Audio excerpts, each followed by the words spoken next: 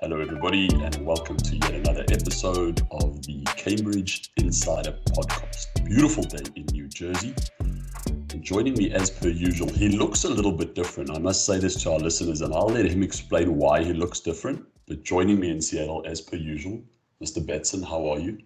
I'm doing fantastic as always. And per your point, I happen to grow a mustache. It was a tough week last week and we needed a little bit of levity. And I thought, why not just have a mustache? It'll make everybody except my wife very happy when they look at me. And that's right now. When this podcast gets broadcast with video accessibility as well, we'll put a poll out there and our listeners can decide whether they like you with or without it. I guarantee, guys, it's a beautiful mustache. All right, still to be determined. And then very excited to join us this morning, Kate Benson, who's a colleague and expert in her field. Kate, how are you? Good morning, Stephen. Good morning, Craig. I'm doing great today. I'm excited to be here. Excellent. So for our listeners, where exactly in the country are you at the moment? So currently located outside of Boston, Metro West, in a little city called Framingham. Very cool. Very, very cool.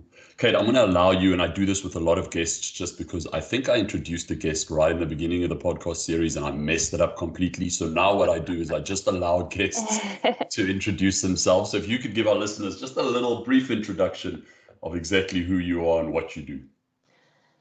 Absolutely, I would love to.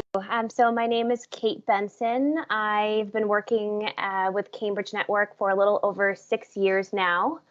I started out calling host families and introducing them to our program and sharing information and figuring out if hosting would be a good fit for them and a good fit for us.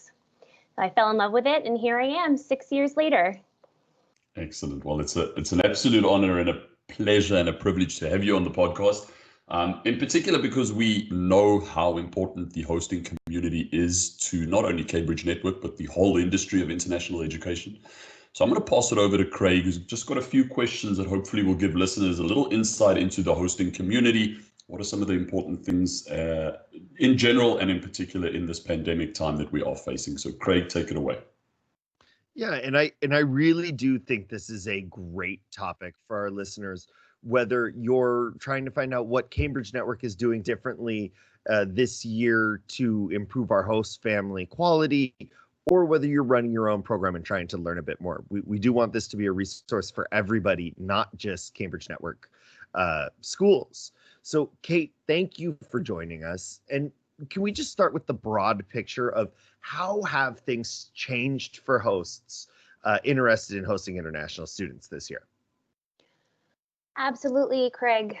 So the homestay landscape certainly looks different this year due to COVID-19. I think depending on where hosts are in their journey, whether they're interested or hosting, their perspectives are most likely a little bit different. There's probably too much to talk about here in the short time that we have. But what comes to mind first is, the most obvious change, which is just less hosting opportunities in general right now. The hot topic for you guys has been, the international travel, the difficulties in obtaining those visas for students to get to the United States. So for hosts, the opportunities are limited right now. It's not top of mind for people to be opening their homes to an international traveler at this time. And I think, we've seen an obvious drop in host interest. It's, bringing a student into your home right now is just a little bit counterintuitive to what we're all being asked to do, right? Stay home. And then also capacity, I think, depending on what your family makeup is, you could have, your own children at home virtually learning. And I know that that's, added a huge amount of stress to families right now. And inviting another learner into your home that could possibly be on, a different schedule with their virtual learning can seem quite daunting at this time. So that those are just a few of the changes that we've seen. So it sounds like there's kind of two contrasting dynamics right now with hosts. Is there's kind of less interest from the general host pool, but then do you also have this subset of hosts that are looking for students when there aren't any? Is that what I'm hearing? Absolutely. It's become quite competitive for those host families that do really want to open up their homes. So that's one thing that we are seeing. The opportunities, like I said, are limited right now. But we do have a lot of host families that are asking, when are the students going to come? When are they coming back? And we've seen a tremendous support from our communities of host families, and they are patiently waiting, and they are ready for when more students return, and we're optimistic and excited for when that's going to happen. Yeah, I think we all are. Yeah. So then, the next thing is safety. What is Cambridge Network doing specifically to make sure this is safe for our students, for our host families? What are the top line things? I'm so glad you asked this question, because safety is our top priority, right? I think our first and most important message is to follow the CDC guidelines, as well as your state and local guidelines. We partner with schools across the country, right? So it's really important that we're adhering to those local guidelines that are set up for us. I think one of our internal policies too is students who have traveled internationally are required to quarantine prior to arriving to their hosts' homes. That's one thing that we're doing to really keep the hosts and protect their safety. We of course have protocols in place for when students or a host family member, does have a positive case, and we have amazing support staff on the ground that are supporting students and host families. They've been well trained, and they are ready to take action, when these things do come up. And then I think most importantly, communication. It's key. We encourage host families to communicate at the first sign of any concern or issues, so that our local staff can, put those support plans in place and make sure that everyone's feeling comfortable and safe. And then lastly, we encourage students and hosts to stay home when possible, of course, and do what they can to help stop the spread of this virus. That's awesome. And so can I ask, so far, have these measures been working well? Are we seeing large outbreaks? I haven't heard of any of our students having any problems, or any of our hosts, but you know that more than me. I have not heard of any, Craig. So I do think that the precautions that we're taking and our communication is really helping. And like I said, our staff is trained and ready for when that does happen. But as far as I know, it's pretty safe. So things are going really well so far. I do just want to say something there, Craig, and I think it's such an excellent example of why so many agents and families are just willing to put the care and the safety of their students in our hands, because we do take these types of precautions. So Kate, to you and your team, just before Craig moves on to the next question, congratulations. I think it creates a lot of safety and a lot of just a feeling of well-being abroad when students are thousands of miles away, are in safe hands. So well done on that aspect. Oh, thank you. It's a team effort for sure. So I congratulate the team and the SDMs that we have, our local staff in the field. They're just doing a phenomenal job, and I can't appreciate them enough. And I cannot appreciate, the hosts that we currently have on the ground that are hosting our students. They are so supportive and caring and giving. So we are very lucky to be able to work with them as well. The backbone of the company. Exactly. Yep. And so then, just where are we in the field right now at Cambridge Network? Are we still recruiting host families? Are we looking for new stuff? Have we changed how we recruit host families? Sure, that's a great question, Craig. We are always looking for host families. Although the opportunities are limited right now, we are still actively looking for, caring families or individuals who are willing to open their hearts and open their homes to a student.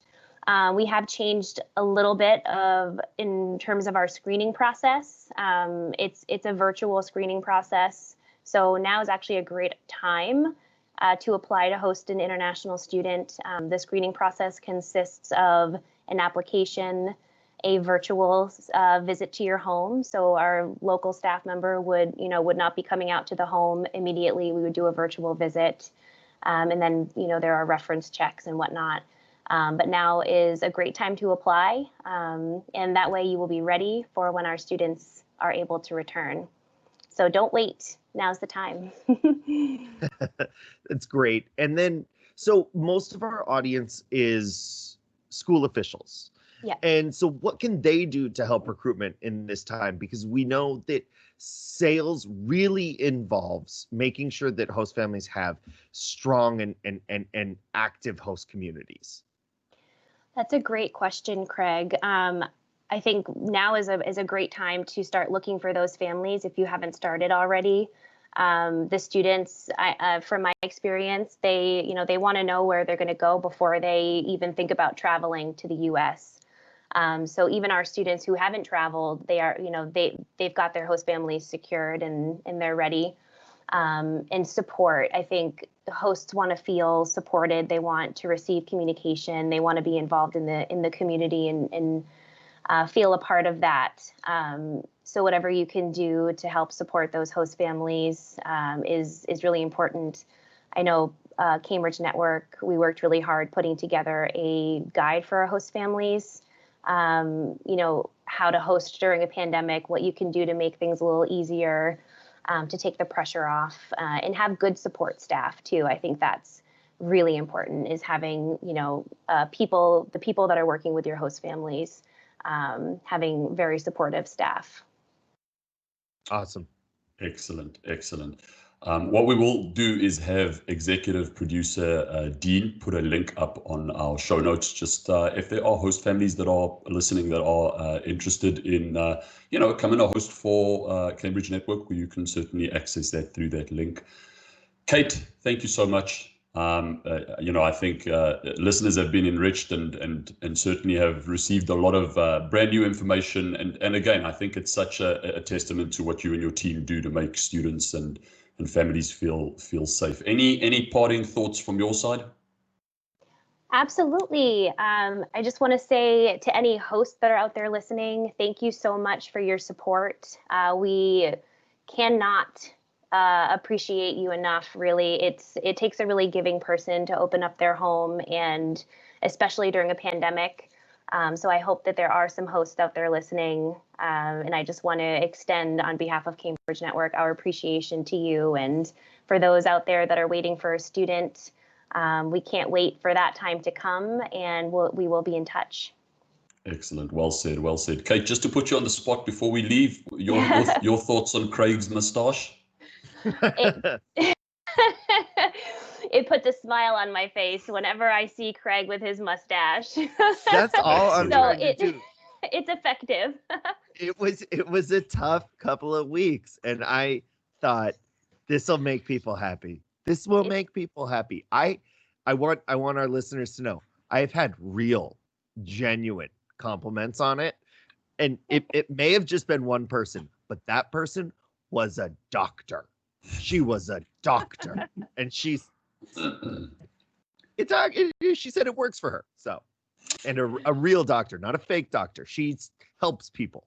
Well, on that note, I think it's probably the best time to end this episode.